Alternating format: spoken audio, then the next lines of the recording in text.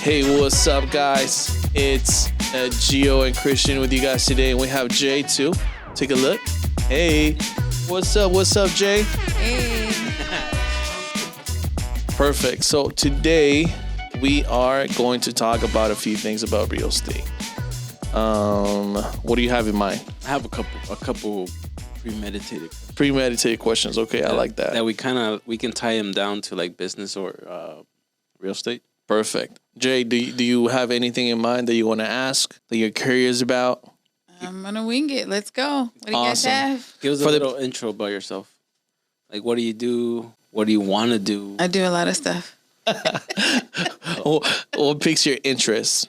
What has your attention? What has my attention right now is, I want to say personal growth Okay. and then growth in my business. Okay. Businesses. So I have a few businesses. How many businesses? 3. Just 3. God damn. Because What are they? you never want to have one source of income. Not when you're starting. When you're starting, you want to focus on one. What are the 3 that you have right now? I'm a real estate investor. That's one. I'm a travel agent. That's 2. Okay. And then I am a financial advisor. Like, I help with people credit building, Okay. personal loans, and business credit. Nice. Perfect. I didn't know you did that. The financial what you said? Financial advice? literacy. Okay. We'll just call it financial literacy coach. Do you have a YouTube channel where you share information?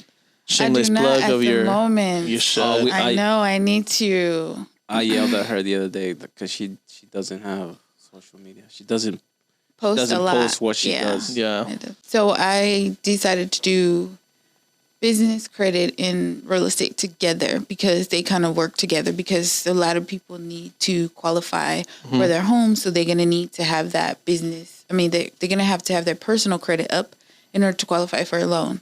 And then the affiliate program works good with investors and real estate agents because they don't have to always directly come to me. They can just put in their affiliate link. They can get paid, and we both get paid, and everybody gets be happy. Awesome. And their customers get help without them having to do all the work. Nice. What do you like to do the most, the best, the most? I like to travel. No, from the businesses, I mean. Oh, I like the real estate side better. Why? Because there's a lot of opportunities that you could go through. There's a lot of different avenues.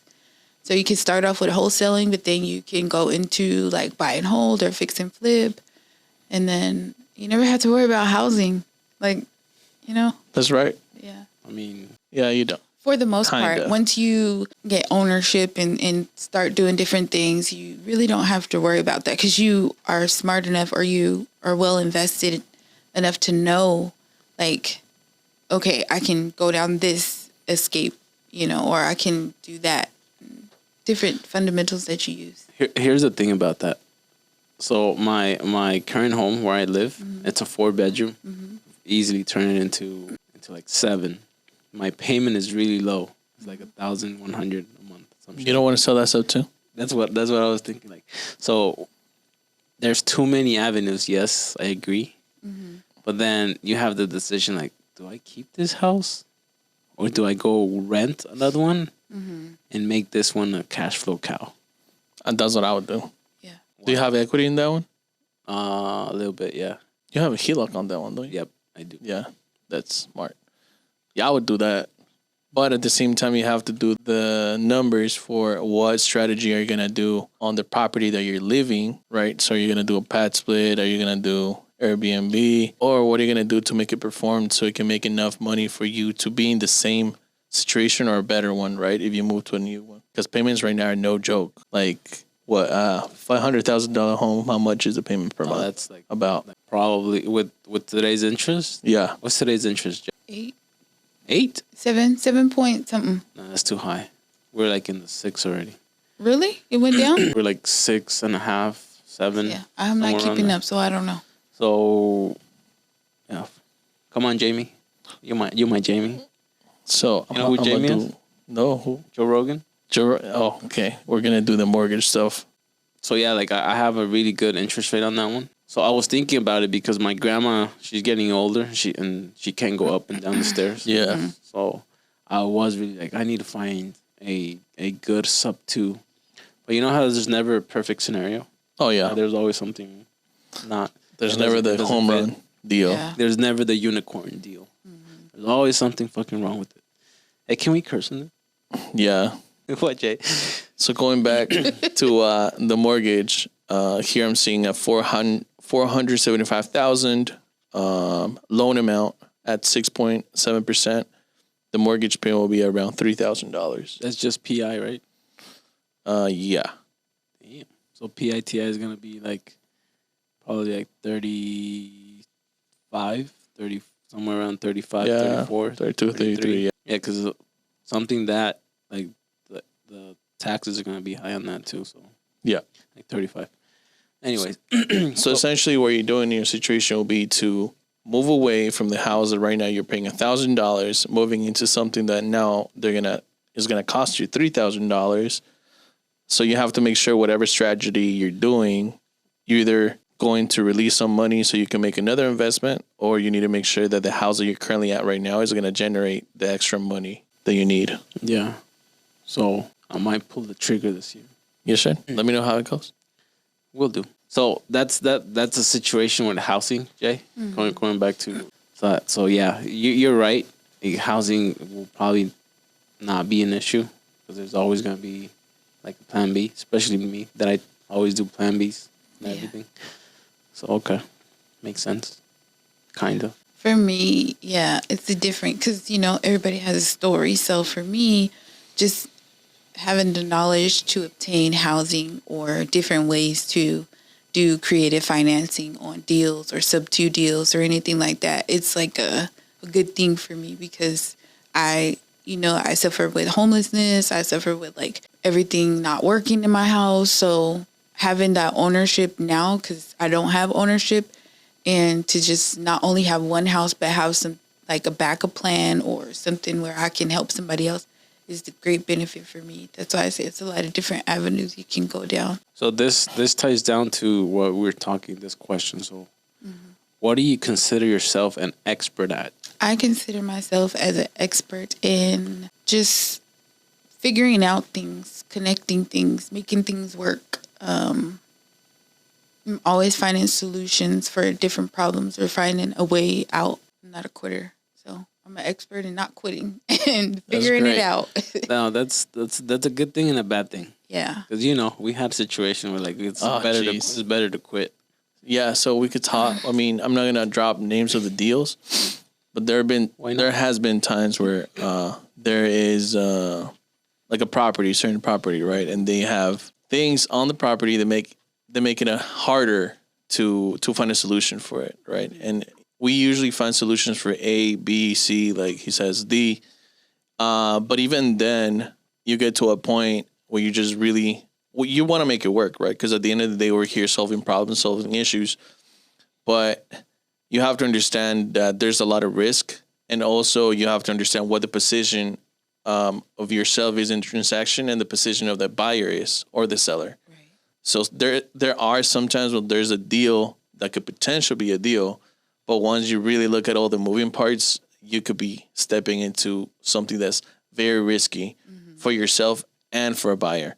Now, if it was for us, I think we could think about taking it down. But if I was going to grab it and then have another buyer step in there, that's where I kind of draw the line. I'm like, I'm not comfortable doing that. Right. And it's not only that; it's because like we had so many, especially when we started, we had so many deals, quote unquote, that we try to force them. Remember the first one? Oh, yeah. Like the 800,000 one. Okay, yeah. We're trying to force it, and we spent like 2 months trying to figure it out. So sometimes quitting is good. This is how I know when a person is starting and when they're like pretty much have some more experience. So when you're starting out, since you don't have deal flow, you're not looking at numbers, you're not looking at things. The one thing that you have on your plate, you're gonna make it work somehow, some way, right? So you could spend 2 weeks in a deal. Wow. Right away, if something's not a deal, you shouldn't force it. What you should be doing is just generating more leads. If you have one deal to be looking at for 2 weeks, you just don't have enough deal flow. So that's where you should start like looking into different sources, how to take a look at more deals. Because when a deal is solid, probably one look at it and you're like, okay, lock it up. Like there's no way. Just lock it up right now. That's when you usually know that there's something good in the plate. Which in Vegas don't happen often, Yeah. but they do happen.